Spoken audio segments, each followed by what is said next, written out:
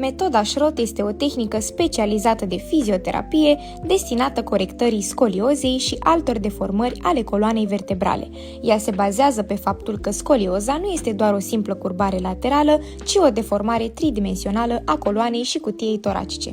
Activează partea asta, strângem aici și aici deschidem, în lateral. Lung, lung, lung, lung, lung, lung. Ținem, ținem, stop.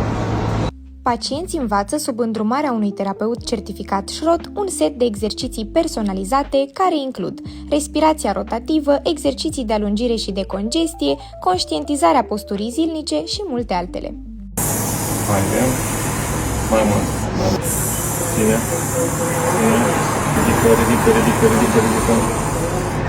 Ținem aici, da? Strânge, jos, sus, dur, dur, dur.